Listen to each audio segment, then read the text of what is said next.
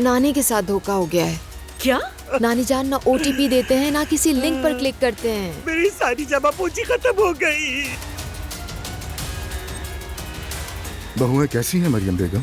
दोनों ने सबको कमरे में बंद कर रखा है।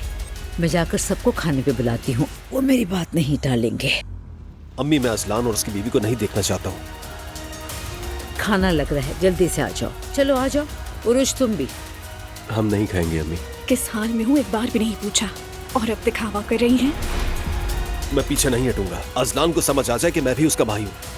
पहले एक दूसरे को खाने को दौड़ रहे थे, अब हमारे पीछे पड़ गए। अगर तुमने हम बहन भाइयों को आपस में लड़ाने की कोशिश की तो मैं बहुत बुरा करूंगी तुम्हारे साथ। जिस अम्मी के लिए तुम मुझे यहाँ धमकी देने आई हो, वो तुम्हें यहाँ से निकालना चाहती हैं। अल्लाह की कसम मैंने कुछ नहीं किया नूर आपा। गलती की। नाइला, तुम्हें तो उसे मारना चाहिए था। हमें अब बेबी कर लेना चाहिए। ये आइडिया तो अच्छा है अगर तुम दिल से करना चाहो तो।